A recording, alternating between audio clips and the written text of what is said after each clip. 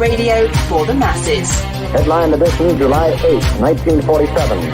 The Army Air Forces has announced that a flying disc has been found and is now in the possession of the Army. If the game is rigged, change the game. Game changer. I occasionally think how quickly our differences worldwide would vanish if we were facing an alien threat from outside this world. This is Fade to Black with your host, Jimmy Church, on the Game Changer Radio Network. Good evening, Fade to Black. How you doing? I'm your host, Jimmy Church, and tonight, well, first off, it's Tuesday, December 20th, 2022, and our guest is Susan Slaughter, and tonight we're going to be talking about, well, a lot of stuff, but we're going to be talking about the art of the seance. We're going to do that and a whole lot more. She's a paranormal investigator, TV host, Dark Zone TV, Travel Channel's Paranormal, Caught on Camera, Ghost Hunters International, all that stuff. And one of my favorite guests and our good friend, and I would like to welcome back to Fade to Black, the one and only Susan Slaughter. Susan, hey, Jimmy. How you doing? I made it by the skin of my teeth. We're going to just give them in a little backstory how I was running late to this interview. So funny. Let's just be real. Yeah, exactly. But it's storming outside right now in Miami. It's a super wet day, and I'm here like, I gotta get to Jimmy's show in time, and I made it. Yeah. Without headphones and a microphone, so I hope I look and sound good for y'all. Yeah, well, it's better to look good than to sound good. You know, that's what they say. I'll just keep my mouth shut then. That's what they say. Here's the crazy thing, Susan. I want to start off unparanormal tonight because the breaking news right before showtime, and you probably haven't caught this yet. I read it in the comments section. Yeah, Elon stepping down as Twitter CEO. That's good. He's got bigger fish to fry, man. You would think, you would think. Focus on going to outer space. Focus on emission-free vehicles, Yeah. Twitter, goss, and all that stuff, I think, is beneath him. So, well, just like anything else, I think that all of us, if I won the lottery, I would, right? Or if I had all the money in the world, or if I had this, or if I had, but none of us really have a concept of what it's like to be the richest man in the world. Well, now he's number two. He's been like teetering back and forth like this right now for that title. And so, what do you do for shock value? Because at that level, let Trump back on Twitter. Well, there's that, but you know what I mean. Where you're cruising around the world on a private jet, you own all of these companies. You're the world's. Are we talking about me or Elon? Well, tell me what it's like. In that, what you've bought everything you can buy, right? That you don't want for or need anything, and so at that level of shock value. What do you do? Buy another island, right? So what do you do? Well, I guess I'll buy a social media network. Okay, let's say that's the case. Don't you bring in somebody to run that social, because you've got your rocket company, you've got your car company, you've got Neuralink, you've got all of these, you're making batteries for homes and things. Isn't your time best just divided up and then you bring in somebody? I don't know at that level, but I would have thought it would have been handled differently. That's all. I mean, I think he's realizing that now, and I'm sure he had somebody that he had hired to do all the social media stuff. I mean, he also fired so many people, so he had to have a backup plan, right? So I think that's where he's at now is, if he could buy anything with some privacy and an island to get away from all the media, so I don't think he has everything money can buy. I'm sure there's some things that he would, give billions of dollars up to have. And I Like, mean, like what? He owns the world, right? I mean, just I I don't. think have you ever seen how awkward he is and the way he talks? And, I think he's like a bit of like an alien incarnate, like starseed on the spectrum here on planet. Like that's how I view Elon. I read. You know what I used to enjoy his tweets before Twitter. Aliens are real. Or whatever. These crazy tweets, and they were so much fun. And then when he took over Twitter, and I'm reading his tweets, I'm thinking to myself, the world's richest guy. And it seems to me, I could be wrong, but he's up 24 hours a day tweeting, right? Who's doing the? I don't know. Not like a social media guy, like he's got to. You think like he's got to have like Kardashian level social media people. Oh, but at that level, whatever it is, like the Kardashians, they've got people walking around behind them, tweeting, Yeah. right? Instagramming, all in real time, things that are happening. Mhm. That level of celebrity, are they actually tweeting? So yeah. They don't manage their own social medias at all. They just they even have PR people, like they don't even see their posts really. A lot of those people just like don't even look at their social media. They have like a whole team of working on that and a PR person that like yays or nays the things that go on the internet. And so Mhm.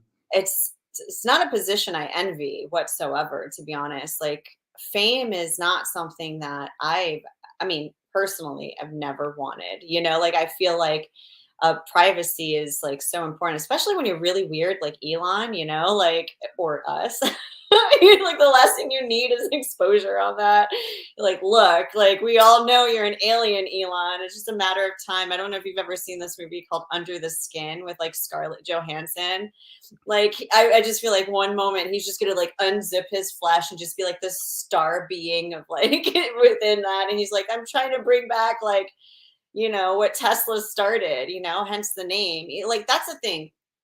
A lot of people start with like this like momentum of like pureness, which is like he obviously named the biggest company off of somebody whose best idea that was ever created was snuffed by oil, right? And then now like he's got Tesla, and now we're bringing in like emission free things, trying to save the planet from like human progression, brought on I guess global warming, right? And so all that starts, but now look at where we're at. He's the richest man buying Twitter. And then I feel like you lost the plot. It's Yeah. just sometimes there's a lot of people that you have to start bringing onto your team when you start taking on such large endeavors like that. And then those voices get into your head, and then they start chipping away at the main idea and the man that you were that started this whole momentum. And then people lose the plot. And so I think that's what happened with Twitter. I mean, maybe he has some other grand scheme like under his sleeve that we don't really see yet, and like everyone picks at him like vultures for picking on something little, but people's whole lives were made and broken by social media, especially on Twitter. So it could be like a really solid political move on his end to have that, and just be like, oh, like I could snuff your platform, if you don't follow through with like my endeavors or my business. I mean, maybe he's thinking politically a little bit. Here's the thing. I am such a fan of his. And I thought that I had him figured out, in that I didn't have him figured out, right? So I had that part figured out, and I was comfortable with that. Twitter, as big of a mess as it was, and now certainly it is. The deal is this. I don't think Elon or anybody except for those, like Jack Dorsey, who, started Twitter, truly understood the influence and the complexity that Twitter became. Started off as just a little SMS, texting thing to use inside of companies, right? Sharing information. It grew into what it is today, but now it's an information source. It's a news source. Governments around the world utilize the platform. Nobody knew at that time what it was going to become. And the other part about Twitter, different from Facebook or Flickr or Instagram, whatever you want, WhatsApp, whatever you want to point the finger at, it doesn't matter. Twitter became an influential portal for people to spread information, misinformation, real information, influence people, bots, automation, AI. That's what it grew into. If Twitter disappeared today, where would North Korea and China and Russia use a platform? What platform would be there for them to have this kind of access to world influence? It doesn't exist. And that's what Elon inherited. I don't think he had any idea. And those inside of Twitter over the years, Susan, they put Band-Aids on things and tried to wrestle control of it. But Elon didn't know going in. And that's the difference. So I don't think Twitter will ever go away. Where else will China or Iran, right, or North Korea keep their spy and bot army active to influence world events? That platform doesn't exist. It only happens on Twitter. And I hate Twitter. Like, it's my least favorite of all the social media connectivities. I'll be real. Like, I'm more of a visual person, and also maybe a little bit too old for like oh my God, I'm such an old fart. I'm like, I forgot the name of the other one that everyone does. TikTok. I'm like, the TikTok. Oh yeah, that's I'm like an Instagrammer. I'm like, I love the pictures. I'm visually stimulated. I'm like, ooh, but like when I see all this text scrolling and it's, like just I can't get with the Twitter. But yeah, it's like one of the biggest platforms like out there. Where did you go, Jimmy? I was adjusting the levels on one of my computers going out. But you mentioned we'll leave Twitter alone. Twitter's not, I don't anticipate Twitter going anywhere, and I know a lot of people are. No, it's Twitter, get cuter or something. Do something new, like. Step it up a little. You do. Elon, do something with Twitter and then make me like it again, please. I'm usually behind all of Elon's stuff. Like, I am a fan of Elon. Okay. I know he's a starseed. And somebody else, I was reading the chats over here. I did mention that I thought he was on the spectrum, but I don't know if that's a fact or not. And I didn't want to use the word autistic, or I didn't want to use Asperger's, but there is something about, I used to work with a lot of kids on the spectrum in school. And so he kind of reminds me of some of the kids that I used to take care of after school or walk to and from classes and stuff like that. You have some people that are like actual geniuses because they become so like, people that are a little bit more on the Asperger's-y scale, like they're just like, these brilliant diamonds in the rough, but they just have no idea of like what social dynamic is, or how to be personable, or how to read social cues. And there's a bit of this like thing with him, and I find it endearing. I'm not gonna lie, like I might have a little crush on Elon. I'm gonna be real. Hey, and I get that. I get that. I do. I fully understand it. I like the weird ones, man. Like I can't help it. I just want him to focus on getting us to Mars and focus on SpaceX and the leaps of technology that he has made with that company. And don't worry, Twitter's going to be there, man. Just let somebody else run it. Nobody gives a crap. As long as he owns it. I think he is going to let somebody else run it. He owns it for now because that's the next major leap in technology is like the connectivity through, the internet, that's like we're in the information age. He's probably running a hub right now and he's getting all the intel through Twitter, just like you were saying governments do. So maybe like having access to that in its full form is probably going to be beneficial to him in the long run. I think also because there are a lot of other companies coming out right now, like in the electric game. My mom just bought stock on one from the US, like River. I don't know. It's like some R named like tech brand coming in for like cars and stuff. And they're going to be all competition. And soon that's going to be all over, and that's the way you watch your competition is through these social media outlets. And so that's how he's going to have the upper hand on all this game. So I think that's the real reason why he acquired social media was so that he can, push himself to become, bigger and better than his competition, to keep eyes on the new things coming out and the politics behind all of it, Oh, you're being too kind. I think he bought Twitter.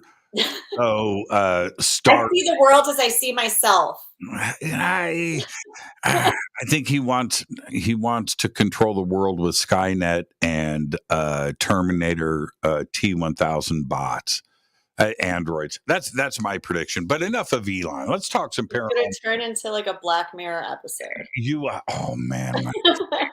Well, you just Black Mirror freaked me out. There were times. Okay, no. Speaking of freak out, you brought up Under the Skin.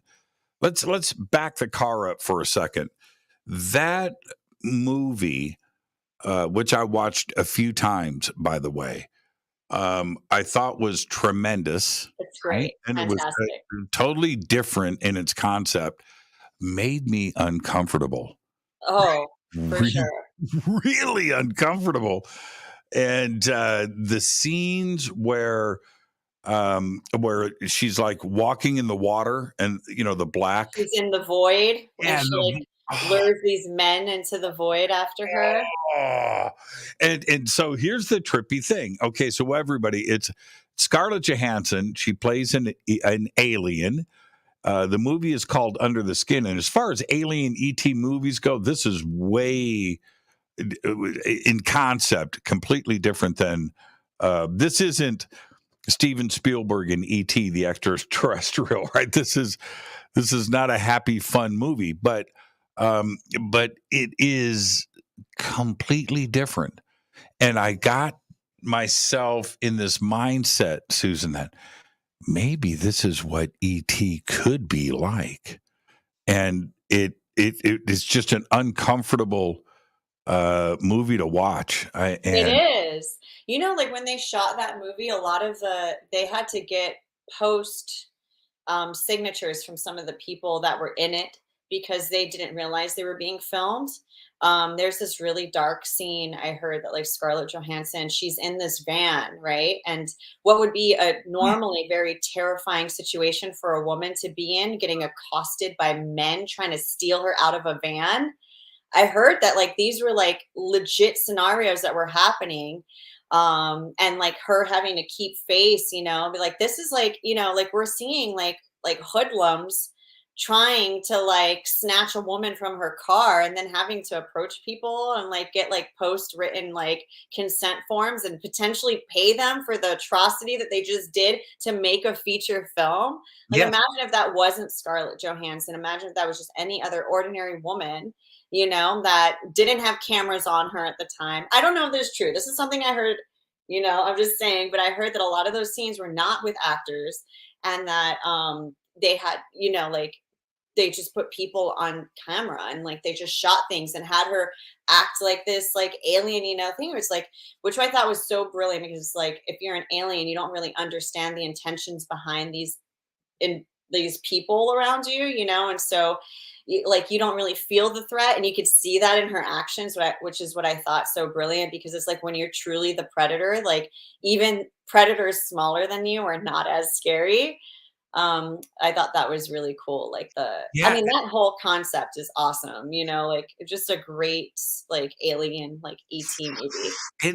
and she's a total sexual predator, and that's Like and a succubus energy from outer space. yeah, and driving around looking for lonely single men and with this predatory mindset, and it's such an uncomfortable movie, It and is. and she gets these guys and then pulls them into that other dimension, and oh man, such a heavy. I'm glad that there's a movie like that that flips the script where it's like a woman could be a predator and take on these men, because when we're so used to seeing movies like Maniac, a POV movie where like a serial killer goes out and like, takes all these women and kill them, but then now we have like a different type of monster that like, men are now on the pecking order of being victims as well, which I thought was cool. It's definitely kind of like a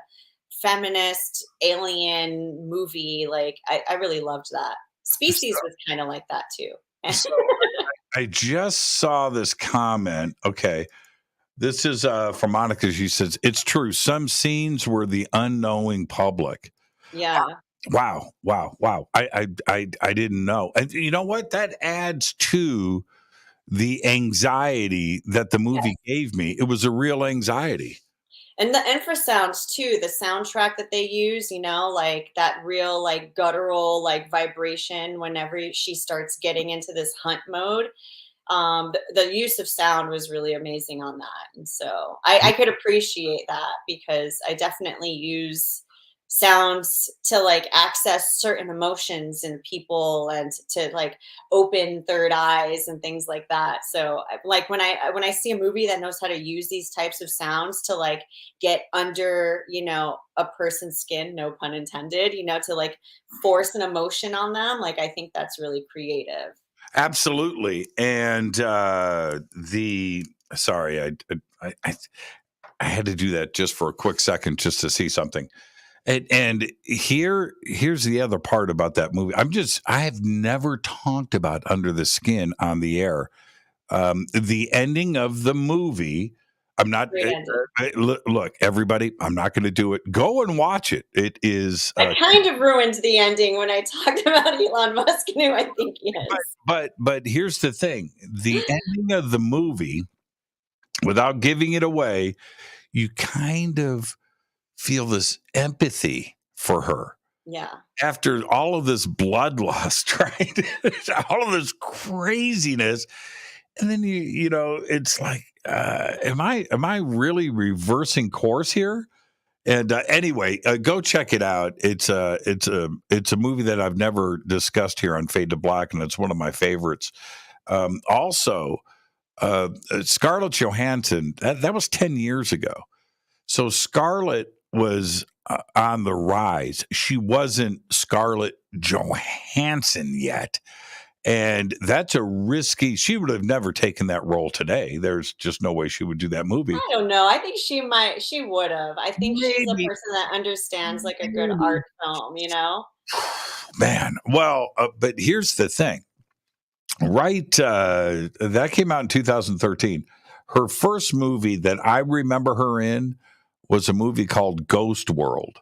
I love that movie. It's one of my favorite. The scene with the dancers from Bollywood, right, on the TV screen. I went and got that movie from India. I got the actual movie. I ordered it, but that introduced me to Scarlett Johansson, and so that was like, I mean, she was so like that girl, that like kind of like edgy alternative girl next door that you have a crush on. You're like, oh, she's cool. She likes cooler shit than me. Like that was kind of like the vibe she gave in the movie.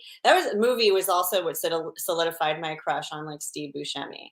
Like I had a crush with him. Like I tell you, like the weird ones, right? So like Steve Buscemi, like my first, like I was like, oh my god, like in Airheads, right? Like, oh.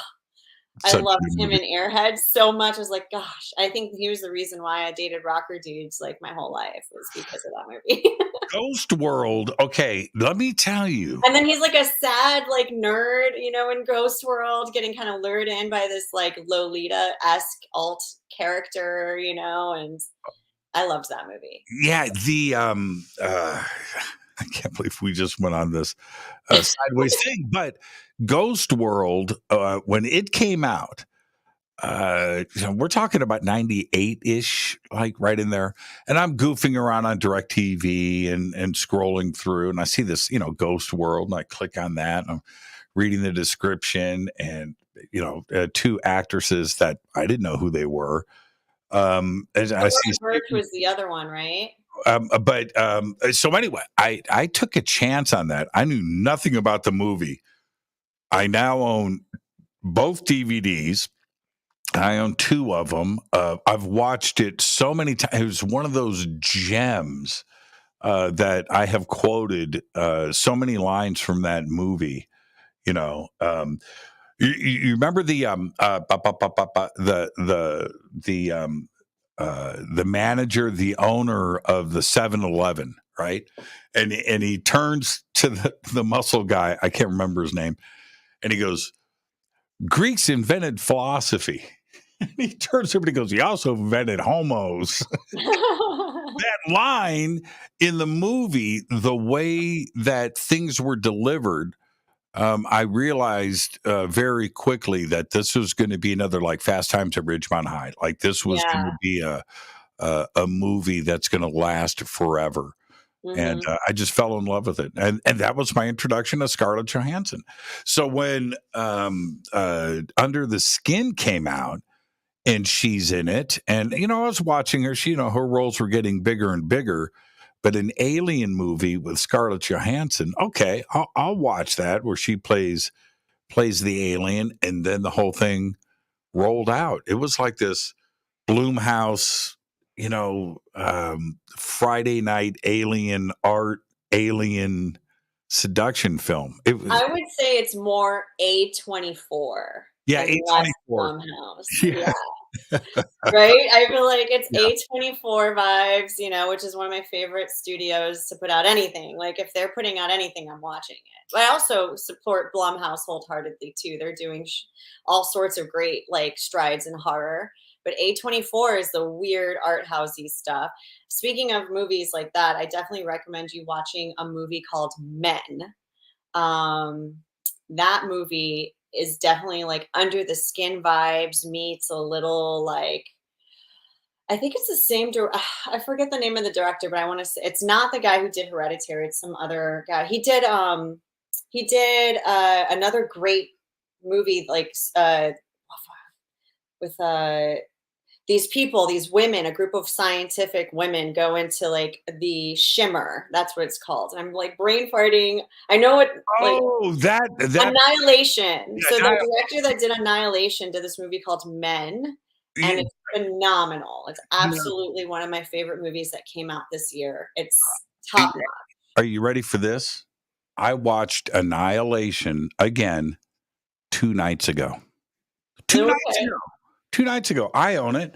And it was one of those things where, And that ending scene is very comparable to Under the Skin, where the way that they depict this like extraterrestrial energy, where it's just like this human body that like is like almost like a star body, and it's like this energy. like malleable energy that can just like transform and transmute and expand and contract in like unfathomable ways, right? And so there is like the main scientist at the end of the movie where she's sitting, you saw it 2 nights ago. So at the end, she finds ground zero first before the rest of the scientists. She's already sitting there looking straight into the abyss of this energy.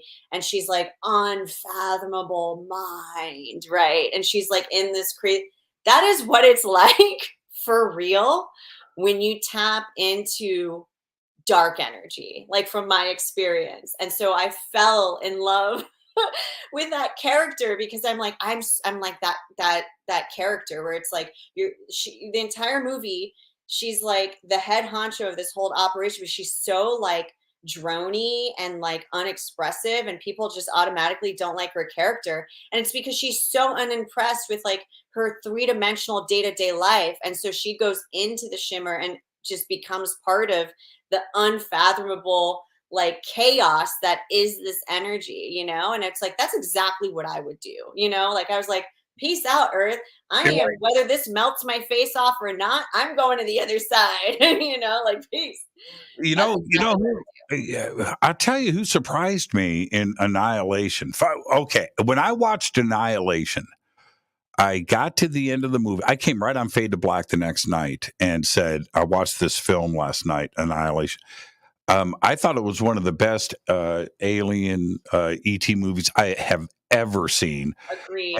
And Natalie Portman, well, a lot like Under the Skin, though. Under the Skin was excellent. I mean, like on point. But Natalie Portman blew my friggin' mind. We all know she's great. She was amazing in Annihilation. And it's a great screenplay, great graphics, completely original concept and idea. Yep. The whole cast was great, by the way. It was I think like pretty much a flawless movie. So that director did this movie called Men. Mm-hmm. And I think you're going to absolutely. Oh, I've seen Men.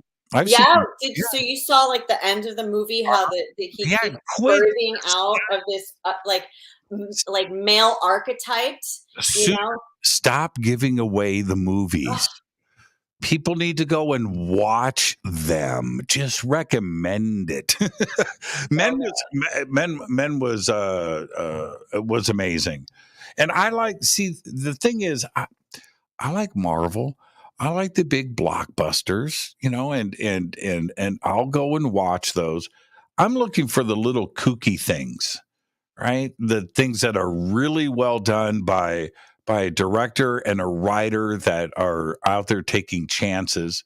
And when you become successful, and it doesn't matter who you are, right? You get to a level, and then you go to your agent and you go, man, I want to challenge myself as an actor. I want to challenge myself as a director. I want to do that. I mean, they want to go back. You go and you do Spider-Man, right? And then they want to go back and do something like Under the Skin and challenge themselves. And those are the movies that I'm looking for. Yeah. I have to disagree. I don't like Marvel movies. I don't like the superhero movies. Like I found they were more charming, like in actual, comics. There's something about it. I even felt like some of the comics were incredibly dark, and even the art was dark, and there was a lot of mood that was created. I guess this is more DC, but the only that I saw a franchise that tried to like reconstruct the darkness that came from the comics was like the Batman series. And so that's why you have so many different versions, like Batman Returns, the Batman, which was the last one, and so many different variations of the Joker and his relationships. But, you see like usually Marvel is like so big and so glossy and so in your face, but really like some of these comics were really dark and like deviated away from traditional art and like conversation. And I wanted to see that depicted in films. And I feel like, there became this like, keep going, archetype of like the cinematic experience, right? That all Marvel did. And they just wanted to just blow your face off with, VFX. And that they kind of veered away from like getting the real ambiance and thought and like mood of certain characters that I feel like was so obvious in the drawings from the comics. And so that's why I think I deviated from it a little bit. But I also do have a soft spot for Batman. And I'm glad that there is like a whole like vibe with Batman that's like, not seen with the Marvel universe. What I enjoy, Marvel, it's always a top-notch production, right? And they've got the big actors. But what I really enjoy about Marvel, and they started this, well, it's always kind of been there in the comic books, but in the movies, it's the science, it's time travel, it's portals, it's extra dimensions and other dimensions, and And I really enjoy that part of it. The TV series that they did for Loki, it's called Loki, all about time travel. And that I'm waiting for season 2 to come out. They ended season 1 last year on a cliffhanger. Hopefully they're going to have a season 2, but it was about the science of time travel. And I really dig that about Marvel really pays attention to the details when it comes to dealing with the science. And, when you watch Avengers Endgame and this idea of time travel and extra dimensions and the way that they suggest it is, and same thing in Doctor Strange and so forth. I think it's something that I really enjoy, and it's always spot on. So that's what I get out of I'm glad that it plants the seed for alternative thinking, but it also gives like the way that porn misrepresents sex, I feel like Marvel misrepresents like certain things like portals, And so I'm like, you think a portal is like this giant freaking Stargate that's like, and then you have to like molecularly deconstruct and reconstruct. Like, I think time travel is something you do with your consciousness. I think in reality, if you can like have an out of body experience and time travel that way, I think that's closer to reality. You're closer to time traveling in a sensory deprivation tank than you are walking through a Marvel Stargate. Have you done that sensory deprivation? Have you floated? I have not, but I have done a sensory deprivation in a dirt pit in Nottingham for like 4 hours. Well, you and I did the Estes. Right. Yeah. That's like a sensory overload when you're listening to white noise. It's like the opposite. And then you kind of drone into like a hypnotic state, but yeah, it's, closer to that then I would say like if time traveling is definitely a mental thing that could be accomplished, not so much a physical one. When we were supposed to be talking about the art of the seance. we'll deal with that later on. That part of it, though. I just want to say I'm drinking wine with church tonight because they're talking about doing tequila, which y'all are loose. Bill. Hey, this chat room doesn't play. I'm trying to keep it classy with a glass of wine. This guy's doing shots of tequila.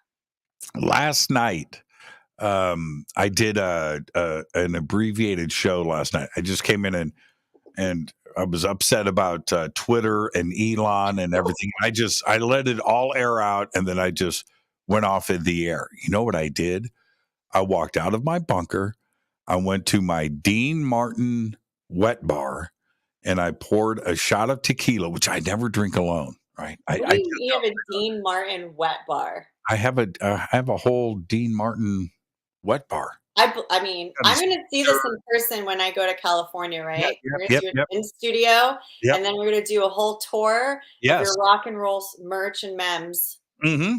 Yeah, awesome. We'll do all of that. Yeah, Susan's going to be live in the studio the week of Conscious Life Expo, everybody. Well, thanks for letting the big surprise out, Susan. But I ruin endings to movies. I let the cat out of the bag. That's my MO. So and hold on.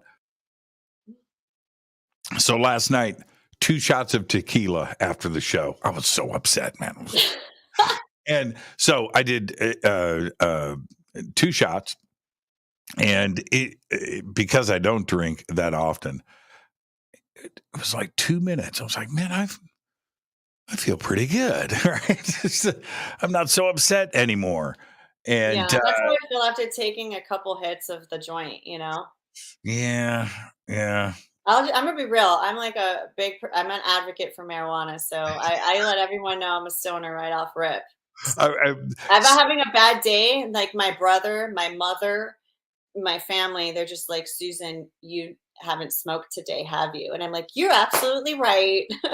And then I fix that real quick. So what do you make of that, where because pot is legal in most states, there's some out there that aren't, it's decriminalized in Florida, but I lived the last 13, 14 years in California. So it was an uninhibited luxury for me to have that, and so moving back to Miami now, it's decriminalized, but it's not, it's still kind of like if you have an old timer here or there, they're just like, shunning you for smoking weed. But I tell you this, I suffer a lot from, insomnia. I suffer a lot from anxiety. Sometimes, like if some people don't know me, I'm like a hyper empathetic person. Like I'm constantly walking around with like feelers out, like a sea anemone, and I touch every energy around me. And sometimes I need to just absolutely mute that. Um, so an indica helps with my sleep problems, helps with like my menstrual pains. It helps with my over anxiousness, and so I would rather utilize marijuana and the energy of Shiva, than Sure. take, pharmaceutical medication. Well, okay. Jimmy Church, who's smoking weed right now. Wasn't do you feel that the edge of weed has been taken off, where before it was a challenge to go and get the pot, it was illegal, you were doing something against the man, you were getting the pot home, and you couldn't let the smell out, you had to, this whole thing. Now that edge has been removed. You can go down the street to a pot store and you've got everything in front of you. You can buy whatever you want and drive home and not worry about getting pulled over. Does that take the cool factor out of weed? I'll tell you right now, like the fact that if I go to LA and I smoke weed, all of my friends in LA don't even smoke weed. I'm like the loner. It's like so not even a cool thing to do anymore. And here I am Right, just being right, like an right. old fart. Like I smoke marijuana like a grandma now because kids these days, I'm still packing a bowl and smoking a joint. And kids these days are like doing fucking dabs.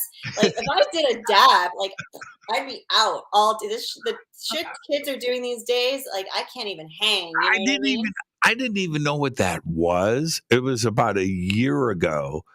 And I happened to be around a couple of college students, boyfriend and girlfriend, right? And we're at dinner, and one of them says, our friend, blah blah blah, doing too many dabs. It's starting to affect him. I'm like, It's real. It's a real. I'm eating, going, what was that? Damn! And I'm thinking to myself, did I just miss something? And I didn't want to be the uncool person. Like, what'd you say? What's a dab? But I did. And Have then you ever smoked a dab, Jimmy Church? no. I haven't smoked weed. I haven't, like, wow. You know what? I might have taken Don't say any incriminating things. I'm not. I'm not going to pull it out of here. probably have taken 2 hits in the last 10 years at Okay. different times. That's it. Edibles, yeah. I've I mean, haven't I smoked weed in front of you? I feel like at Conscious yes, Life, I you have. probably might have gone outside and I'm here like rolling Yes, up a J, yes. straight up sparking up in front of you. I feel Well, like we've see, had that moment. I didn't want to say anything, but there was a moment. Okay, I'll say this: Susan and I, we were alone, and I don't want to say where, Susan. So let's not go into Let's that. just tell him I'm an open book. Where No, were no, you? no. I'm just saying, right? I just Okay. I keep my life private. But Susan and I are out, and we start. And at one point, there was no conversation about anything like this, and at one point we crossed the Rubicon, and we both went, "Wow, he's pretty cool. She's pretty cool." And then we ended up having a great night. But yeah, it's something that the edge of it being, something illegal, and that, you're going against the man, and you're doing something that the public doesn't approve of, and that's you're the rebel. And Yeah. now being a rebel is legal. So you got to find something else to be a rebel about. I always I heard somewhere when I was younger that the reason why marijuana was illegal was because there was like a whole hemp industry with it too, and the cotton industry tried to crush the hemp industry because they were trying to like win over the textile community. And so they're like, if you can't grow marijuana because if you smoke it, you get high, like, let's use that as our angle. And then they like put it down as like some crazy narcotic, while doctors are still shooting cocaine into their patients. You know what I mean? And I'm just like, oh my God, this is nuts. But about 3 years ago, I'm with a group of friends. We're in Palm Springs, and brought in people from around the country. Right? And we're having this little thing, and we rented this big house, and there was like 12 of us there in Palm Springs. Nice mansion on this mountaintop. And I walked through, and we had this dining room table that sat like 12 people or 14, big. And it was covered with stuff and food. And I walked by, and there's this chocolate bar, this big, sitting on the thing. And I'm, oh, okay. And I opened it up, ripped off the tin foil, broke off the end, and chew it, And I'm sitting outside, and somebody comes out and goes, "Who ate the chocolate bar?" And I go, "I did. It was pretty good." "How much did you eat?" I go, "What do you mean?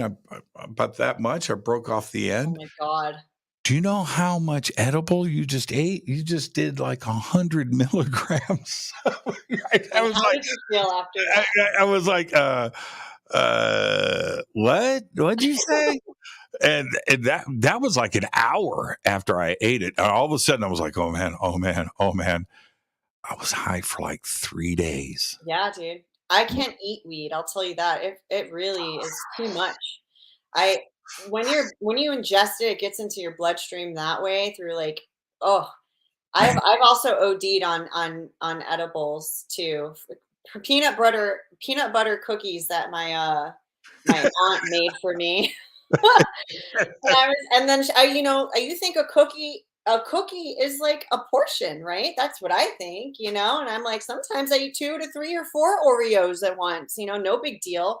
Yeah, I know. I was like, I've been smoking weed since I was like, a kid. And not a kid, I say that loosely, but I was like 15 the first time I smoked a joint. And then I was like, oh yeah, I've been smoking, like whatever. I could eat one of these cookies, no problem. And I ate a whole cookie. And then all of a sudden, like, I just had a real, like, it felt like gravity turned on times 1,000. And I was just like, OMG, like, walking was really hard. Getting up was really hard. And then if I moved too quick, I got nauseous. And I just, like, ended up throwing up all night. I couldn't leave my bed. It was, like, the worst experience. And then I was like, okay, maybe that was a bad first time. I'm going to dose it. I'm going to take, like, something from the dispensary that I know how much is in what. And then I was like, all right, well, I'm going to do like 10. 10 is like a low key number. No, it is not. Not for Susan. Yeah, right. Really high. Anything above like a 4, like, and I don't even do that. I was like, I'd rather smoke it. I know how long it's going to last. Like if I do that and it's all good in the hood. But, and even then, sometimes I like, even though I'm like, sometimes I go days or a whole week without smoking weed. That's when I get cranky. That's when people like call me out on it. How did we get here? I don't know. That chocolate. So that night, it's it's like 8 hours later, and I'm trying to go to sleep. I can't, but I finally do. And I woke up in the morning, and I opened up my eyes, and I said to myself, I wonder if I'm still high. And I sat up on the bed. And oh man, I'm higher than when I went to bed. And it was, yeah, it took me about. When you wake up high too, that's another trip as well. It took me like 2 days to get right. You're so sorry. What I wanted to ask you about, you mentioned portals, and what about meditation and astral aspects to this, whether it's an out of body or astral travel? Do you officially treat that as time travel if there's an element in it? I had, a lot of what I talk about is based off of my own personal experience. I will talk about things I've heard of, and I let people know about that I've heard of it, or a person that I know had that experience.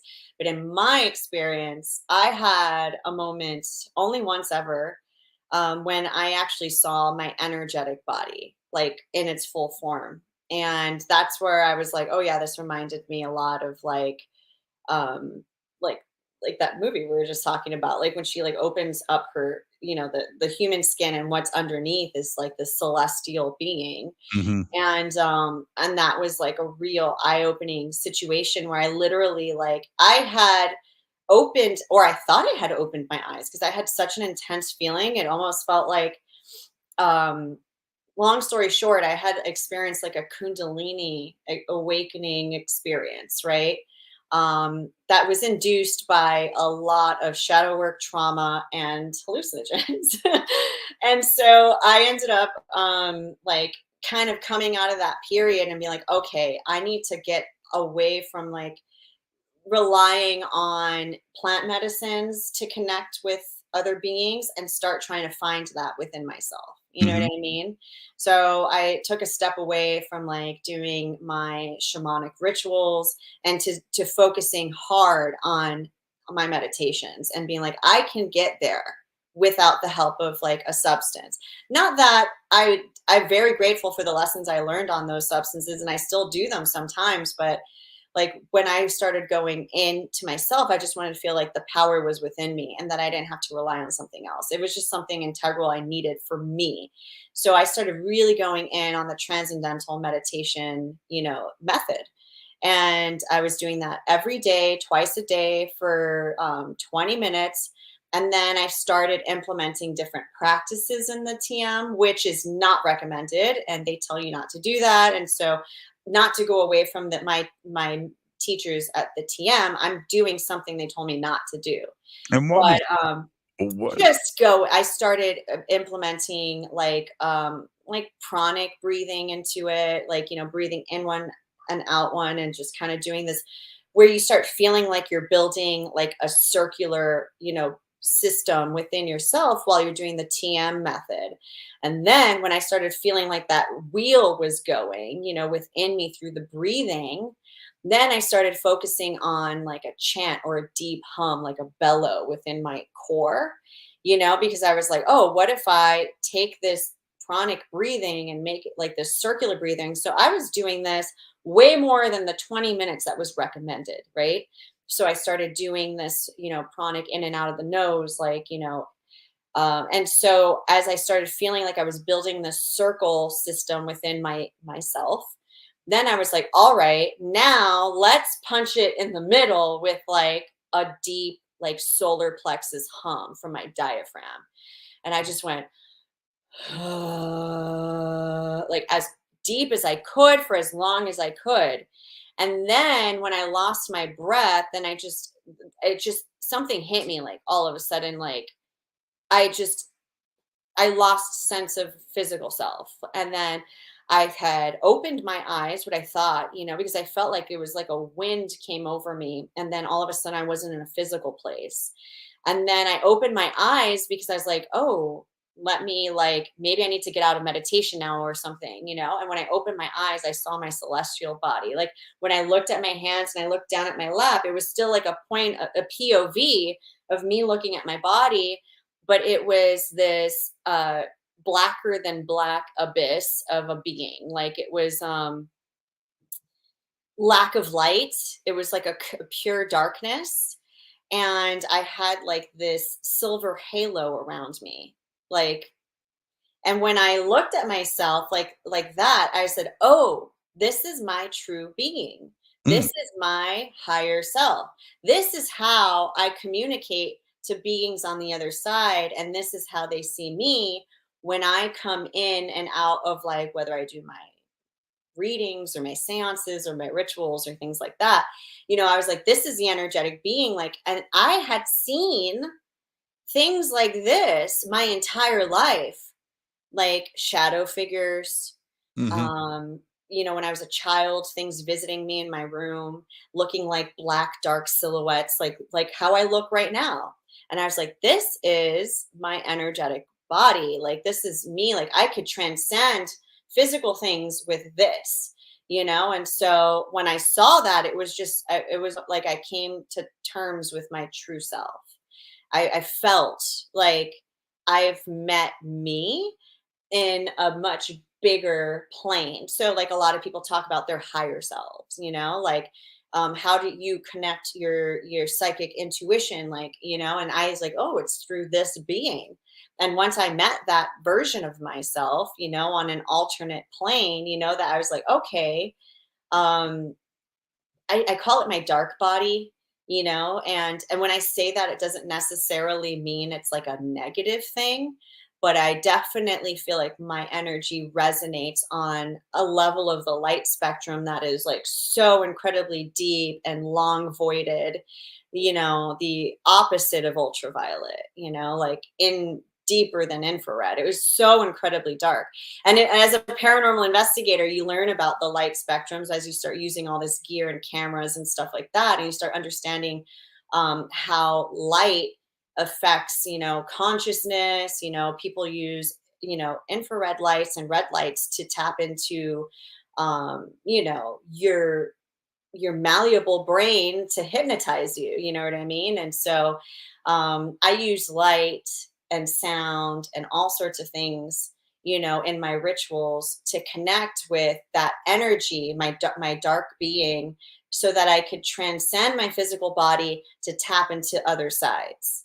And that was like the first lesson that I had when I started really getting into my mixed medium meditations, as I like to call it. And so I also, like I said, had met a lot of these other types of beings through, utilizing plant medicines and things like that, that kind of like shoot you into that, but like now I don't feel like I need to access the other side via plant medicine anymore, because now I feel like I have it within me. And a part of me likes to argue the fact that because I had ingested some of these things, that it kind of metabolized within me and became part of my DNA, and that's why I was able to do this. So I'm not condoning people. Right. Well, it may But this was my path, and I always like to step into the dark abyss. I always like to push the boundaries on my psyche and, my body and my spirit. And that's something that like I get a lot of shit for, to be honest. Well, in the spiritual plants, community. Susan, the plants helped you open up the circuit. Yes. And so once that was completed, you don't need it anymore, and you understand the process, and the circuit is there, and it's just waiting to be turned on. I think so, but I also felt like I had a connectivity with other beings and the other side, and energies and people and everything around me. Since I was younger, I just didn't know how to access it. So I feel like it was already within me. I just needed those plant teachers, to kind of help guide me in the right direction. And I overcame a fear of like confronting it on my own, I guess you could say, And so I was totally alone when this happened. Usually when I'm doing plant medicines, I'm with a group of other people. We make it a ritual. We're having a whole day of it. And I'm, surrounded with a tribe of people I love and trust, And, although I've done things where it's like, I've always had really great trips too. Let me hold on before we go off into that direction. Were you surprised when you look down and you see the Vanta Black version of yourself? What did that do? Were you shocked? Were you surprised? How did you take it? I was elated. I was so happy to have met this, aspect of myself. And it made me feel connected on a much deeper level outside of this planet. You know what I mean?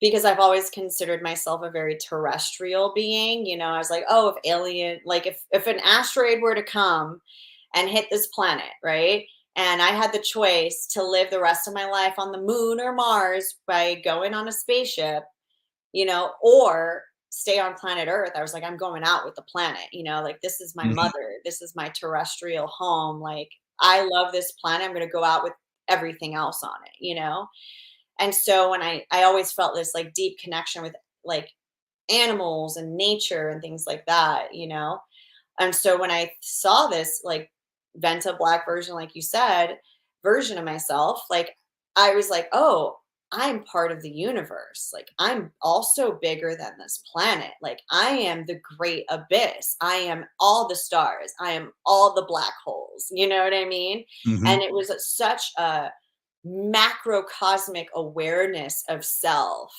that was like so stimulating, and learning how to touch into that again was like, that's where that's where I started veering into a different direction with my spiritual awareness and in my career as, a paranormal investigator and a spiritual person. It changed my trajectory a little bit. And so as you see now, I'm doing more things like conscious life, and doing things like seances and getting into spiritualism, and less going out there with gear trying to capture evidence, Mhm. because I feel like I've kind of graduated from having to prove that things exist to like knowing things exist and tapping into that, like it's like living with a wild cat. It's like, that there are tigers out there, and you probably love tigers because you live, somewhere that doesn't have tigers. This is probably a bad analogy, but now you have a tiger living and loving you and feeding you and cuddling you every night, and it's not something you have to prove or fear exists, like it's there. And now it's like, how do you coexist with this monster and this beast and become friends with it, and utilize it and use it to help yourself and to help others and to spread awareness, and so that's where I'm at right now in my phase of the world. Let's take our break right here. Our guest tonight, Susan Slaughter, and when we come back, we will jump in. Jimmy Church of Fade to Black. Please visit all of our sponsors. We're taking a quick break here. All of the links are below. We'll be right back.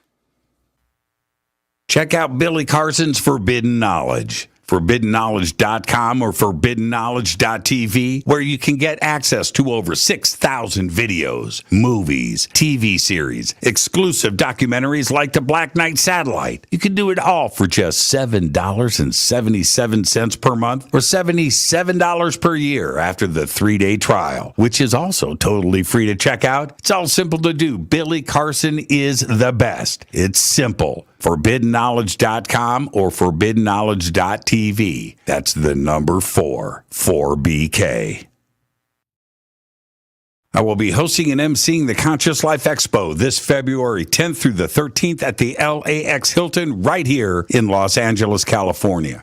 200 speakers, including Linda Moulton Howe, Bashar, Deborah King, George Norrie, Daniel Sheehan, Scott Walter Johnstone, and David Wolf. Over 200 vendors, special events. This is the biggest event of its kind on planet Earth. You've got to come and hang out with all of us. Tickets and info at ConsciousLifeExpo.com. The links are below. On Saturday, April 1st, that's right, April Fool's Day 2023, I will be hosting the Parapod Festival at the Hyatt Regency right here in Valencia, California. It's a live one-day podcast awards. It's a film festival. It's a full-on media event. We're going to have sky watching. There's going to be a Lifetime Achievement Award presented to Linda Moulton Howe. Right now, you can submit your podcast, your film, your TV series, any of your paranormal media for consideration. You can do all of that on the links below. For info and tickets, go to parapodfilmfest.com. That's parapodfilmfest.com. April 7th through the 14th, 2023, I'll be hosting and presenting on the Hidden Secrets Seminar at Sea Cruise. From Los Angeles to the Mexican Riviera on the Navigator of the Seas. That's right, up top, a giant water slide. You've got to check out the Navigator of the Seas. It's amazing. We've got Scott Walter, Adam Apollo, Nick Pope, Brad Olson, Vivian Chauvet, Jason Shirka, Robert Grant, Ruben Langdon, and another 12 amazing speakers and presenters. It's all simple to do. Just visit divinetravels.com/Hidden Secrets 2023. You know you want to go on a cruise with me. River Moon Coffee, makers of the Fade to Black blend. Truly the best coffee on planet Earth. Just visit rivermoonwellness.com or their Amazon store. It's all simple to do. You can check out the Fade to Black blend, the Game Changer blend, or any of their Black Moon Wellness products. It's the only coffee I drink. It is the best, and it's Doc. Again, rivermoonwellness.com. All right. Welcome back. Fade to Black. I am your host, Jimmy Church. And, wait a minute. Boom. There I am. Our guest tonight, Susan Slaughter. And I was just listening, Susan, to the commercial there. And, of course, we're going to be both at the Conscious Life Expo again this year. And you're going to be doing, amongst other things, but tonight we're going to be talking about the art of the seance. And you're going to do this not once, twice, 3 times. How many seances are you going to do? I'll be facilitating 3 seances that weekend. So it's going to be a doozy. How is this done? Well, let's start off with this, because I think so much of us picture a seance from like a 1950s black and white movie, right? Ooh, right, and the table shaking and some ectoplasm, whatever. Is that a seance? What is a seance? Well, I mean, a seance is, the word was coined, by the French, but it's been a thing since like early civilizations to connect with your ancestors, people from the other side, departed loved ones, gods, extraterrestrials. So I think the big misconception is that seance is only for ghosts and departed people. And that's really not the case. Like, it's a way to access, other dimensional beings that include spirits as well, of people.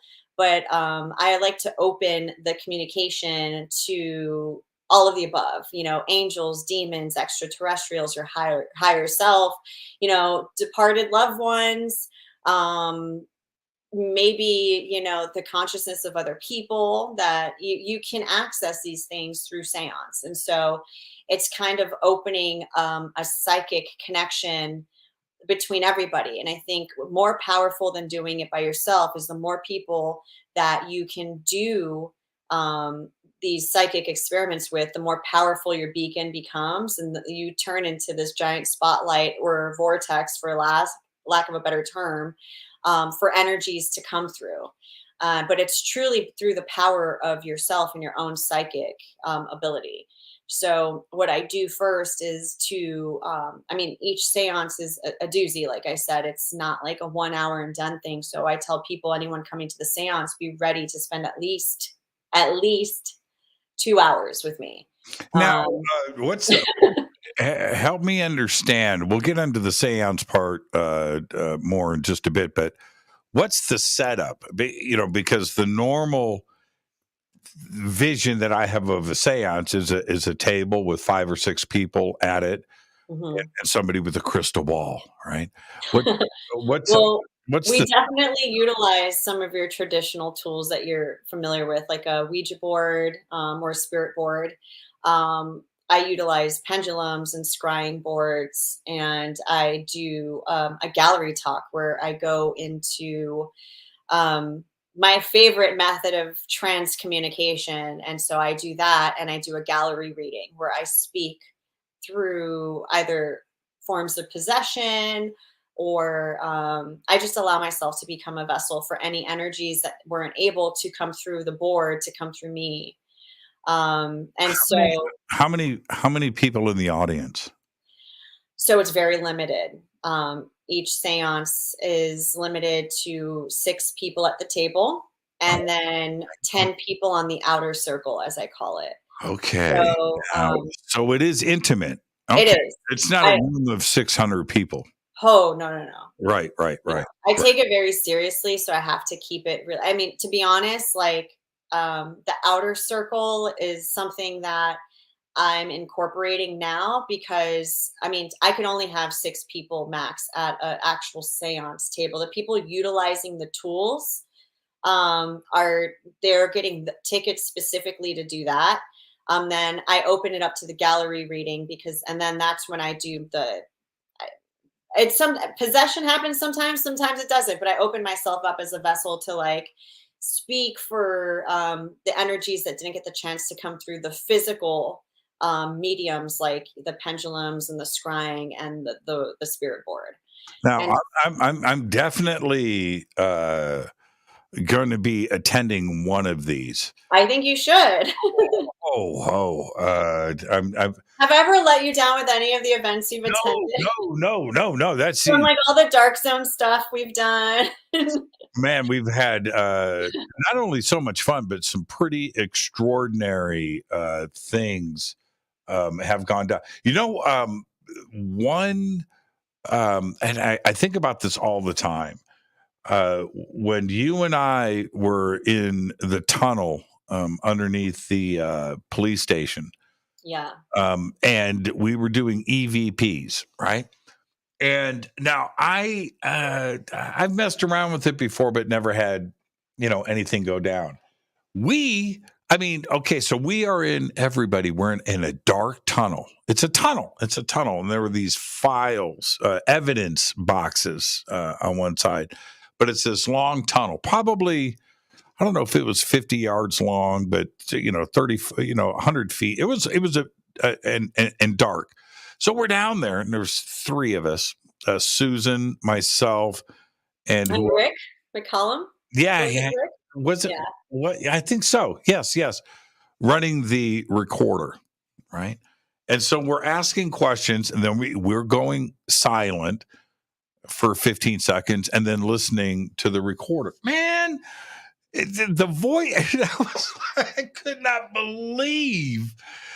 And here's the thing, everybody: we see EVPs all the time on TV, and it's a whole nother game when it's you, and the silence, the questions being asked, who was there, what's going on, and you hear a voice come across the recorder like that. My mind was blown. I couldn't believe how loud it was, and you hear our voices in the recording, right? And that EVP came through nearly as loud as our voices in that tunnel. That was mind blowing thing to experience. We got a lot of really great EVPs on that investigation. So just a little bit of one of the founders of the Dark Zone. So you go to thedarkzone.tv and you'll see one of our honorable mentions is definitely Jimmy. And Jimmy has been coming on all of our Dark Zone investigations with us.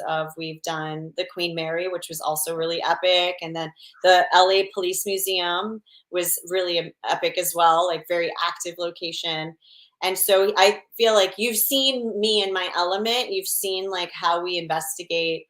And I like to bring people from all over the field in. I don't care if you're on another show that, is battling mine for ratings, like I bring in I'm like all about the camaraderie in the field. And so of course, I bring in investigators from all of the shows, all of the teams everywhere, and I think that it's led to like some of the best investigations I've ever been on. When you're working with all these people that are like so knowledgeable in the field, bringing in all their gear that we get to play with, and then also utilizing different methods, of investigation and like bringing it all together. It's been really awesome because sometimes when you work on a team, they have their methods and you kind of get pigeonholed to do things a certain way. That's definitely where I came from with ghost hunters. God forbid I'm a witch or a psychic on a strictly evidence-based team. Mm-hmm. If I'm an intuitive on that team, I get shunned, and so I obviously had to be very like, very skeptical about everything, but I definitely allowed my intuition to guide me into places, and the guy who founded, the Dark Zone, Jay Bloomke, he was a producer on Ghost Hunters and Ghost Hunters International. And he was like, I want to do this thing. And I think you need to be a part of this. And he took his favorite people from all the paranormal shows that he's worked on. And we created this super group that invites everyone to investigate with us. And so that's what the Dark Zone was. And we invited Jimmy Church. And long story short, we have she does a lot of field producing for us, which is Kristen Augustin. She's Um, great. and so Christine, she is the reason why I'm at Conscious Life Expo, because she's the coordinator for Conscious Life. And she has seen me progress because I finally had the, a production in the paranormal field that allowed me to be my authentic self, where she saw me be an intuitive investigator. She saw me bring in ritual and practice and things like that. And she's like, I think you need to open yourself up to the idea of doing conscious life, because the types of things that I do, she thought would be interesting, even though it's a little off brand for conscious life, Sort of. Just a little bit, I'm like the dark child. Yeah, I'm yeah. like everyone's little Wednesday at Conscious Life. Yeah, you are. Oh, you know what? That was a good TV series, by the way. Did you watch it Wednesday? I did. I thought it was really cute. I think I liked it. I liked it. 15-year-old me would have been obsessed. And I love Tim Burton. Let me just say the soundtrack was so good in Wednesday. And I'm so happy to see that the Cramps have broken into the mainstream, man. You know what I mean? Like, I'm like, yes, Yeah, yeah, yeah. I'm like my little punk rock. I don't care. Like, I want to corrupt every child. I was like, go down the road of the Cramps, learn everything you need to know about them, and don't be like them. Love their music, but don't go down that path. I was watching the way that obviously she takes direction really well.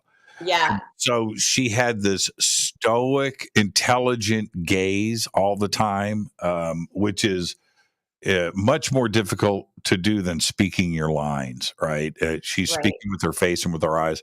But the series was really good. I watched that whole thing in one night. A lot of the things that she said, there's a lot of these little like little gothy breadcrumbs that are like little throwaway lines that certain characters say, and I'm just like, oh, that's so good, I love it, and like it's just like, you obviously, if you know goth culture, then you really like find those breadcrumbs in the series, and I thought that was the most entertaining thing. The only critique I have is I'm so sick of this teeny bopper storyline that revolves around boys and a school fucking dance. Like, I'm over it. All right. Like, that narrative needs to fucking yeah.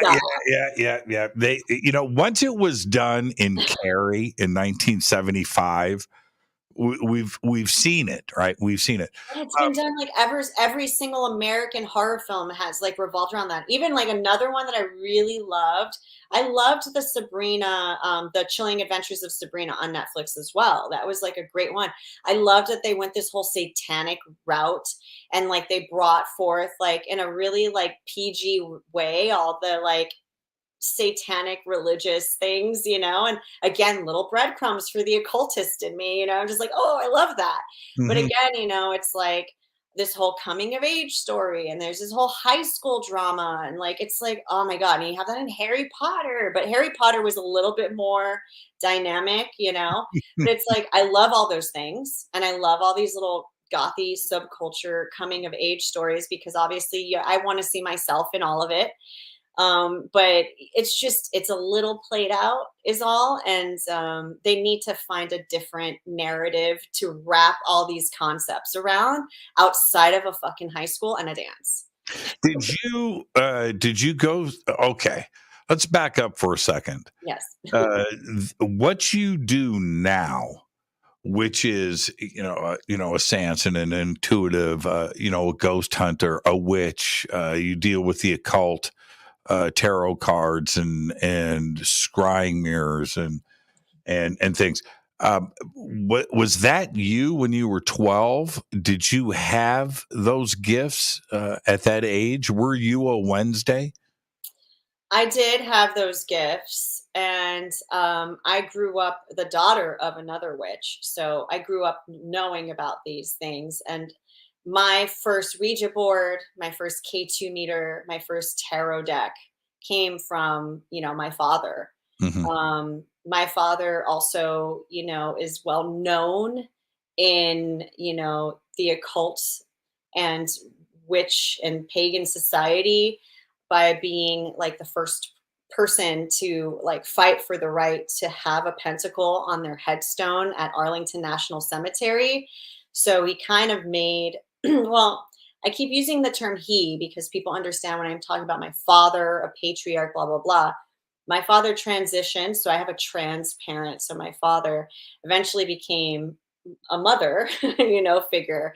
So as a woman, when she transitioned into a woman, she decided to change her whole identity, and as well as her spiritual beliefs. So she had, a hard time fitting in as a person in the LGBTQ plus community, in places like churches, where maybe there was this one night where they would have like a queer church night. And even then she didn't really fit in because like she, even though it was queer in a sense, wasn't like, in their sense, and there people weren't like, oh, transgendered person. That was really, really rare because certain procedures were illegal in the United States. She had to get a lot of her surgeries done in Canada and elsewhere. What year? She started transitioning. I'm not exactly sure the year, but around the time I was like 6 or 7, fully transitioned as a woman to like by the time I was like 10 or 11. Wow. Holy crap. So, I was raised in that community. Trailblazer. So, yeah. And then she also, remarried to a man. And so that was like a loophole to also, and that was another thing because she had identified as a woman her whole life. Being with my mom, she felt gay.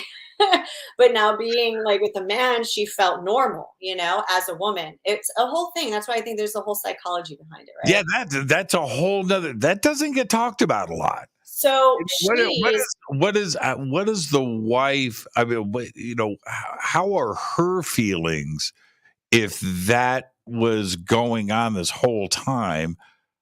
How does the wife feel in a situation like that? We always talk about the and our concern, and we should, with those that transition. Okay, but what about the other half of that marriage? How are they doing? I just want to point out, Gypsy Rose just asked me if people mistake me for a witch, and I was like, I hope they see me as one because that's exactly what I am. So it was really hard for her. And I'll tell you this, like when she transitioned, she didn't want people to know that she was a transitioned woman. You know what I mean?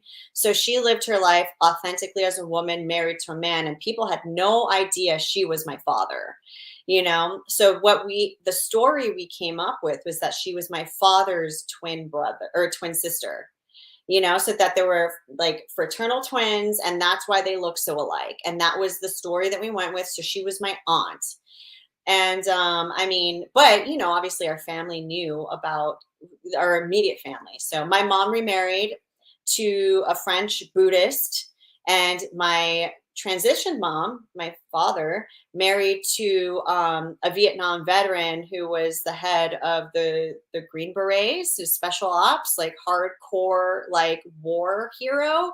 He was like, if you know anything about Rambo, is based on like a real person in a platoon that my other stepdad was the captain of. There's whole books written about that. What kind of he's a war hero, and it all sorts of crazy shit. What kind of Thanksgiving dinners do you guys have? We'd get together as a family, but I've actively like nixed Thanksgiving completely from my. You know what I'm saying, man. We would get, so everyone was best friends because my stepdad that married my biological mother was a pilot in the Army, and then my other stepdad was a captain in special forces, like, you know what I mean? And so they had this military bond, and they were like super best friends. And so all my parents, I was raised by 4 total weirdos. And so Jan, who's my father who transitioned, she, eventually started joining the Unitarian Universalist churches. And then she found her tribe there, with classic Wicca, like witches, Wiccans. Uh-huh. And so she joined a coven and became a high priestess of that coven. And so in my early years, like when I was 12, she started writing books on keeping, like, how to keep a book of shadows and things like that. Anyway, so she has a plot at Arlington National Cemetery because she wanted to be buried with her husband, who is buried there as a war hero. And she refused that. Well, she fought along, like, for a lot of people. So not only does she fight for the right to wear a pentacle as a sign of her faith on the headstone, she's the first person to ever have that on her headstone in the United States of America. On top of that, at the Arlington National Cemetery. So every year witches go there and, like, commemorate her grave, which is, like, very, like, emotionally, like, I go there like March, as around the time that they go, like early March. And so not only that, she had a huge, and so this is another thing, like, she had a huge, like, friendship with a whole group of Muslims in her neighborhood. And so she fought to also, show their emblems as well, like on the headstones. And then eventually it started, she eventually is the reason why you can be represented by any faith you want in the United States of America on your headstone. And so she's like the purveyor of that. And it had to be a witch, right? So she's known for that. So I'm definitely my father's daughter, and I feel like when she passed away, passed the baton to me a little bit, and has become like my spirit guide. And so a lot of the tools that I use, like my tarot, the Ouija board, or spirit board, as I like to call it, my dowsing rods, my pendulums, my K2 meters, they were all given to me by her.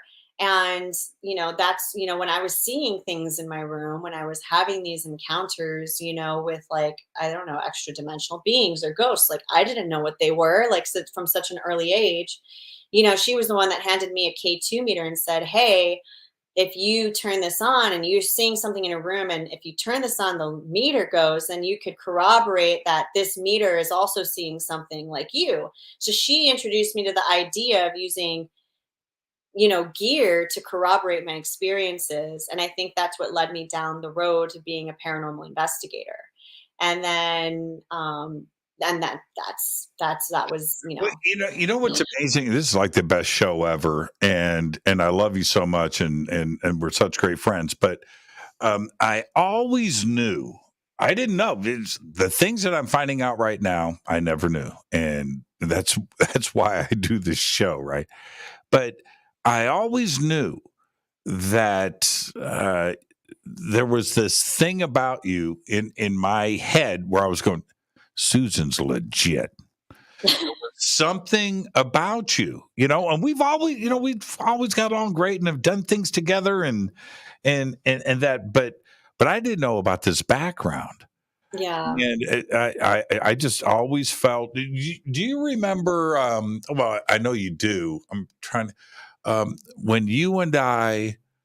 Oh, it was at the LA Police Museum where you took me on a tour, and we did that live stream, and the two of us went through the entire building together. Do you remember that? Yeah, I remember that. It was for your fans, like, it was like a whole live thing. Yeah. Right. That was so much fun, but that was two people that respect each other, and I didn't know. That would have messed me up, actually. I'm glad I found out now. You had the chance to get to know me before I dropped, like, the bomb. Yeah, right. Exactly. See, yeah, but you know what I mean? It might have influenced my opinion artificially, right? As opposed to getting to know somebody just as them. And you back at me. I'll tell you all of my secrets off of the air. And but yeah, wow, that's absolutely incredible. Do you feel when I wanted to go back to the Vanta Black thing for a second and your mom. Okay, I think that's important. But with the Vanta Black, I mean, did you discuss that with her? Did you have a chance before she passed? But the Vanta Black viewing of yourself, do you think that is what other people are seeing when they talk about, a dark entity in their room, or a shadow or something, or maybe it's just a ghost at the end of the hallway or out of Gettysburg, running across the grass? Is that Yeah. what they're seeing? Are they seeing a Vanta Black? Well, let me tell you something. I saw something in the comments over here. Somebody was like, oh, she's opening to channeling demons and allowing possessions and things like that. One thing the Vanta Black version of myself taught me was that there is no separation between you, me, any sentient being within this planet's atmosphere in the universe, including angels, demons, and everything in between. They're all aspects of our consciousness that we are all connected with. Archangel has a complete opposite version of himself, like all these like archetypes that we see in like these religious texts, they try to depict things in like a way that we would understand, because what we understand is this terrestrial and physical plane. So everything that's a spiritual embodiment ends looking like us. It even says in the Bible that God made us in his own image. So that being the case, we are definitely one within God and everything else. He is the angels and demons and you, me. He's the murderer. He's the saint. He's the crackhead. He's that baby that was just born. Mm-hmm. You know what I mean? We're all that. We're all the dark aspects and we're all the light aspects, and I don't antagonize or protagonize any or anything. So when you sit in this neutral place, to be honest, the only time any type of negative energy, when you're dealing with demonic haunts or negative entities, they only can exist within this plane of existence, in a room, in a seance. If you're feeding it that energy, that's what it becomes. So if you're ultimately seeing something that you don't understand, and so you have a fear response, it becomes that fear response because it's feeding off the only sustenance it has within this dimensional realm.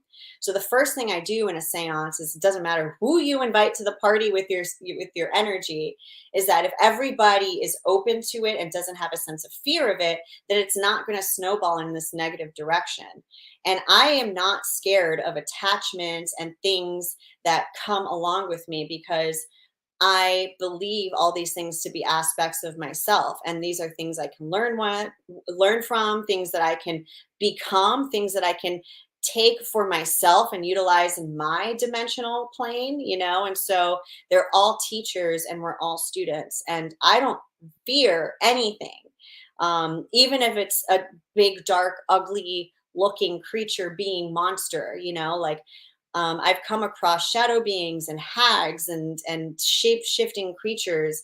And the first thing I feel as an empathetic being, I can feel their intentions, which sometimes is very different from the way that they look, And so sometimes you can have a glorious, glowing, amazing, disarming, handsome person or being right in front of you with the darkest of intentions. And on the other side, you can have a grotesque, melting faced, skeletor creature. And all you notice is that it's an embodiment or feeling or a representative of like loneliness or despair. It just needs love. It needs a nurture of a type of energy that it hasn't been across in a while. Mm-hmm. So it's like when you feel the intentions of these beings, you learn to overlook the aesthetics of who they are, and I think that if you've ever read the book of Enoch or any interpretations of these angelic beings, they're not chiseled, handsome men in armor and golden swords. They are flaming balls of fire with infinite rings and black eyes of the millions. Okay, that sounds more demonic to me than anything else. You know what I mean? And people are like, OMG, if they saw a ball of flaming eyeballs coming at them, they would flip their shit. Mm-hmm. Little do they know they're talking to like Metatron. Angel Michael. You know what I mean? Yeah. And I'm just like, dude, like that's the thing. It's a huge misrepresentation of what these energies are. the depictions that we've been force fed in these scripts through any text, any ancient text has been stripped and skewed and retranslated and fortified for governments to control people. And this happened in every single text. You know what I mean? So it's like what happened was that there was this initial understanding of where true God and power came from. And I think it was from that first line that God made everyone in his own image is really a misaligned interpretation of being like, you are God, find it within yourself. You have the ability to create worlds and universes with intent, with your words, with your actions, that you don't have to give up that power to something else because it's all within you. All those demons and angels and everything are really egregores to the human experience. And that is what the vast consciousness of God is, that we're just one giant ball of energy. And we just happen to be on a plane of existence where we're in this physical way where it's like, okay, how do I experience my intelligence, my unfathomable thoughts and masses? I have to create fractals of myself. And so in creating fractals of yourself as God means creating the most, beautiful and the most disgusting versions of you and have them interact with each other to understand dynamics. In doing so, you're fueling other dimensional existences that are source of that energy that's in this like infinite loop of existence that is never ending and never beginning. I don't know if that makes any sense. It really does. And here's the thing.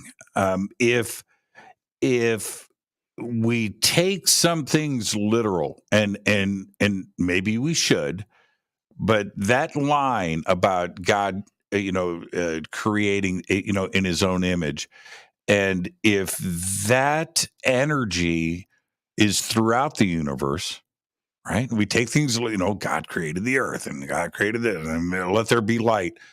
If that, what we're calling God, whatever did that, then it is universal. In that, are we aliens? Right? Are we ET? And is ET, whoever that, if we take this, literally, and heaven, being the stars, right? If that is what we're dealing with here, then wouldn't we be the same on every planet? Wouldn't we, you know what I mean? If we take it literal, Susan, right? It's the same everywhere. I think the literal thing that's the same in every encompassing planet that has its own star, like think of the vastness of space and every star you see out there. We have the sun and we have the planets around the sun and the life that the sun sustains in our solar system. But you have billions of other things like that and those planets. And the beings that are on there have the same motives that we do, which is probably to survive and recreate. Mm-hmm. And so at the core level, the reason why we are surviving and recreating and doing all that is because it's the perpetual beginnings and endings of this infinite abyss that we live in. I think it's what's hard for people to wrap their heads around is that we're so used to putting things in a linear timeline that we can't fathom, like, there's no such thing as like God created itself. Like there was no creation and there was no destruction. I mean, there is creation and destruction all the time, but there wasn't a said beginning to it and there isn't a said ending to it.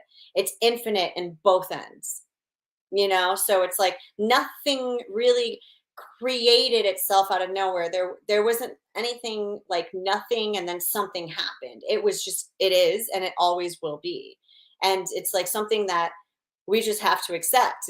There doesn't have to be like a timeline or, we don't have to get like archaeologists to figure out when, the first humans or living beings or things like that happen on this planet, because on the most like microcosmic scales, there are these whole other universes and worlds that have been dying and living within ourselves on a cellular level. Everything on the most microscopic and the most macroscopic levels are all in this perpetual cycle that never ended or began. You know what I mean? And so, yes, things come together and they recreate and they create new breeds of things, or they create new races of things, or they create, new dynamics and shifts. But that's part of the whole process. And, and it never had a beginning, and it's never going to have an ending. And so that's another reason why I zero fear death. You know what I mean? Like, I have, I could die tomorrow and feel okay with that. Like, I'm not missing out on anything. If anything, I'm like, oh, I finally get to find out all the shit I've been talking about for all these years, but at the same time, I don't, and I have a different view of like what existence means. And I don't see it as an end all, or that there was even a beginning, and that God wasn't this sentient, and, we are sentient beings that are all feeding into the grand scheme of consciousness that is this thing. But we are not different than what, like, God is not this big ball of energy that's feeding us like, like we're farmed little like energy creatures, like we are God. Everything that's happening in the cycle is part of what is God. It is what we are, what it is, and vice versa. And that includes the extraterrestrials that maybe have been around a little bit longer than the human species or race or whatever, and they might be a little bit more intelligent or come across more. They might have different things to utilize that this planet doesn't have to offer.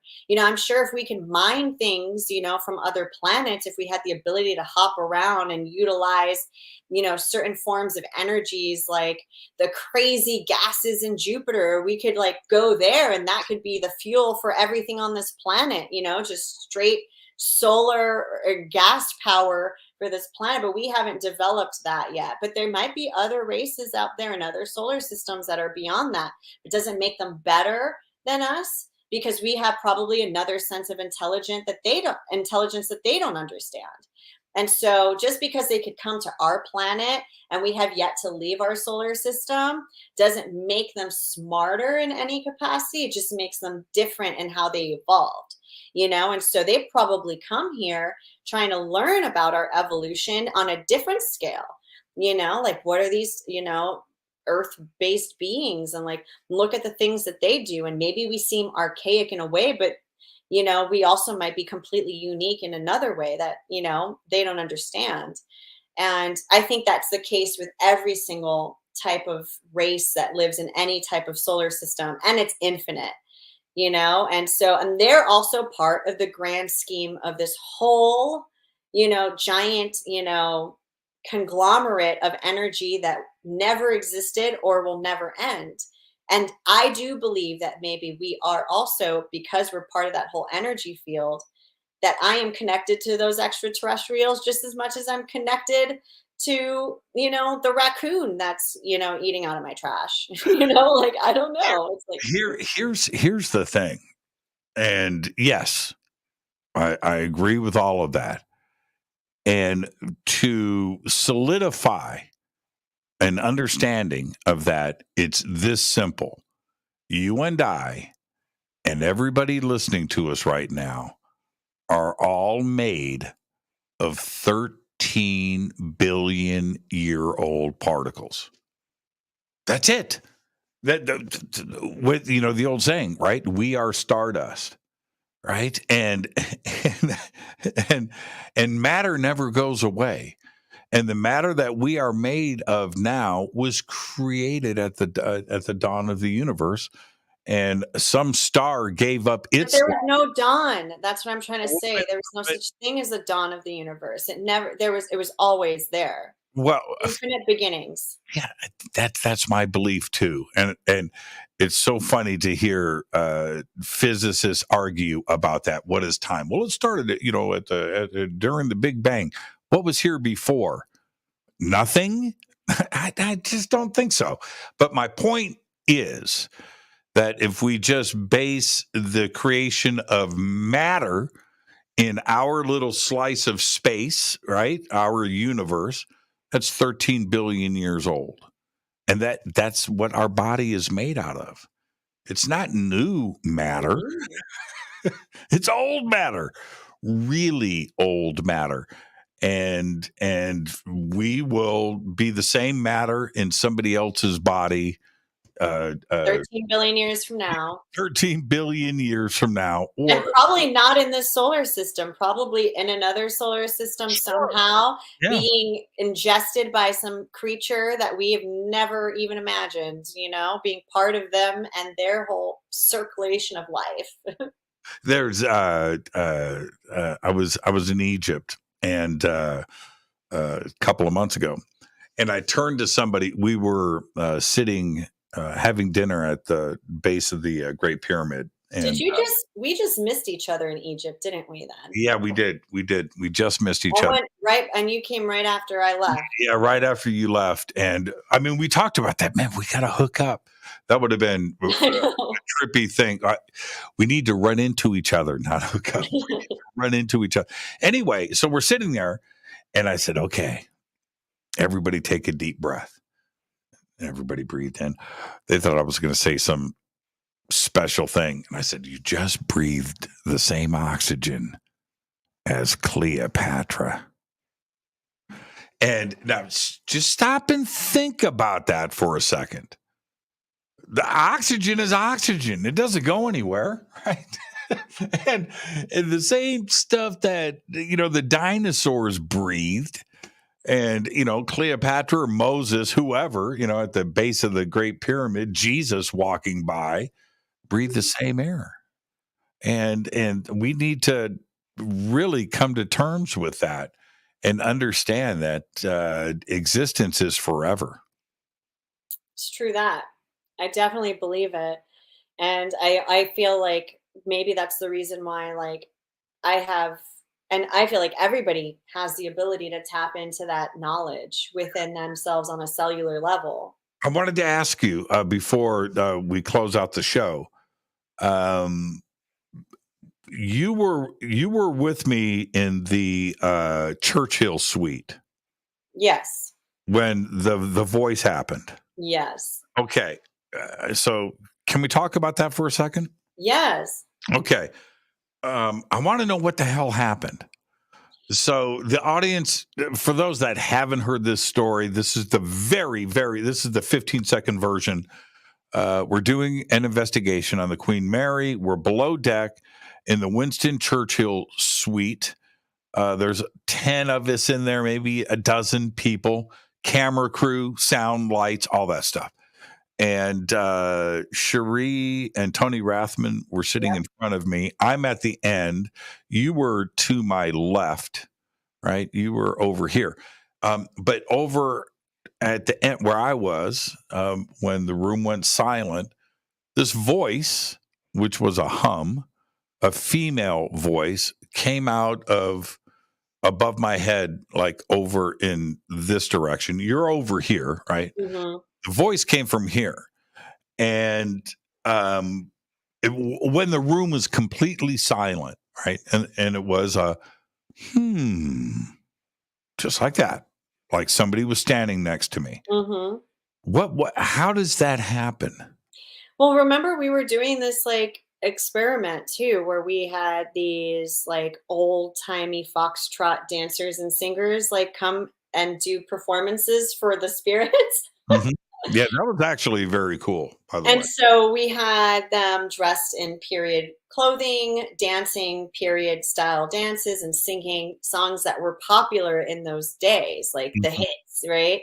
So they came in, did the dances, sang the songs, and then the vibe in the room was kind of and I felt like in the Queen Mary in general, I do believe it's an active location, but in a way that it's a party, people enjoying themselves, and you bring music and you bring dance, and then all of a sudden I feel like the energy's in there, it sparks up that memory of a waltz. And so you have these energies coming in and dancing with you or singing with you, or, being part of that conversation and just kind of like having a drunkenly merry little hang, And that's what I think sparked it. We also try to charge the room with that Tesla coil that we had lit. Remember? We were Right. like pumping it with like energy. And then we had the, that modified radio that the Rathmans made, The and we Evoc. had that on. The Evoc. The Evoc, yeah. Yeah. And so they, we were getting like weird little things through that. And then I think there was a moment where we decided like, okay, maybe we could turn it off. And then I think just then that was when you heard, I remember hearing something, but I thought it was something like in your direction, like somebody had made it. It was like, but you were like, I heard it like right over my head. And the women were actually on my side of the room. It was myself, and then I think two of the other, like one of the female dancers, and then another of the investigators. And so there was nobody on your side, like doing that, And so when you said you heard it, and I feel like somebody else had corroborated you and like, yeah, I just heard that too. Yeah, Tony and I, when we both heard it, we both looked at each other, and it was for me. I was looking for a mouth. You're looking for a human being. You're looking for the source of the voice. Now, Right. because that's how we're raised. You're raised to hear your mom or dad's voice. In the house, you hear the voice, you look at their face, and you look at the mouth that just created. It's in our DNA. So I hear this, and I looked up. Like I'm going to see something, on the ceiling, And the roof right, looking down at you. right. And Tony looked over his shoulder. He looked. I went this direction, and he looked a little bit behind him, and then we both looked at each other right at that moment. But I don't. Without this, something physical creating it, something else made that voice. You heard like a disembodied voice, like a And proper what disembodied causes that when you're on a ghost hunt and an investigation, and a disembodied voice comes in, get out, whatever it is. How is it made audible? I mean, that has yet to be answered by any professional, What I think happens in situations like that is that you're within an environment that has the ability to hold sound and images and memories, just like we have cassette players and videotapes, DVR systems, that ability to hold on to a memory, a sound, an image, that's something that we harness from this planet and turned into devices that we can convey, but all that stuff exists. All the same material that we use to harness sound and images exist in the environment around us, and then you bring in electromagnetic energy, you bring in, certain atmospheric events, maybe the friction. I mean, you're in a giant steel cage, which is the Queen Mary, surrounded by water, which is a conduit for energy, Mm-hmm. And then who knows, like the things that happen that, we could maybe be sparking like a memory or something that like brushes in, the energy in like a familiar form, and it just kind of releases something, that where an environment becomes a sentient being in a sense, and it's something we can't explain. I have no way to explain that. I have a hypothesis of how it works. Could I be wrong? Probably, most likely, I probably have no idea what the hell's going on. I'm probably a fucking nut you have on your show right now. I'm just totally lost the sense of self. It's something, Susan, that I will never forget. And it caught me by surprise. I wasn't expecting that. Well, none of us are when something like that happens. Right. But it caught me completely by surprise. And I know that it's real now, right? You see it on TV, you see it in a movie, you know what I mean? And when it actually happens, and it wasn't, here's the other part for me. I don't have some fantastical, ginormous thing to say about this where the voice said, I'm Amelia Earhart and I've been on this ship for 70 years. Please come rescue me. No, it wasn't anything like that. It was a hum. But, with a British accent, by the way, I swear that was a British accent. Oh, man. Where can everybody? Great conversation tonight, and I can't wait to see you everybody wants you to know that Susan's going to be with me here live in the bunker in February. And I'm really looking forward to that. I want everybody to go to Conscious Life Expo and get your tickets and info. And get tickets to Susan's Seance. I'm going to be at one of them. I just don't know which one yet. You can pick and choose anyone. I'll let you know. But aside from the Seance, I am also moderating a pretty badass panel on divination. So I'm excited about that too. That's going to be a great conversation. Something that Christine and I put together to discuss, psychic tools and how to utilize them, and so I'm very excited for that. We have a lot of people that you would know from like the Gaia universe that are going to be on that panel. So does she have the most amazing hair? Her hair. Christine? Yeah. Oh yeah. She's got the most amazing. Where can everybody reach out to you? Well, I'm most active on my Instagram page, which is Susan the Dragon Witch, all one word. And definitely, if you come to Conscious Life Expo, I love to meet you. Come to the Seance, come to my panel on divination. Also check out the darkzone.tv and then download the Dark Zone app where I do my investigations with a lot of investigators you probably know and love from other series on travel and sci-fi and discovery, A&E and all that. So, and yeah, come say hi, write to me. I always write back to the people on my social media accounts. So, yeah. Yeah, there you go. Susan and I have our own table in the lounge. So if you want to come hang out with us, that's where we're going to be. Susan, behave and be well. You're the absolute very best. Great conversation tonight. I learned so much. Thank you, Jimmy. And it was nice meeting everyone in the comment section too. Potheads. I'll talk to you later. Bye, Susan. Bye, guys. I'll talk to you. Susan Slaughter. Great conversation tonight. And it is consciouslifeexpo.com. And Susan's Instagram link is right there below us. All right. All right. What a great show tonight. What am I doing tomorrow? Tomorrow night, Whitley Strieber is here. All right. So come and hang out, though. Conscious Life Expo with Susan and I. Fade to Black is produced by Hilton J. Palm, Renee, Dennis, and Kevin. Webmaster is Drew the Geek. Music, Doug Aldrich. Intro, Spaceboy, spaceboymusic.com. Fade to Black is produced by KJCR for the Game Changer Network, and this broadcast is owned and copyrighted 2022 by Fade to Black and the Game Changer Network, Inc.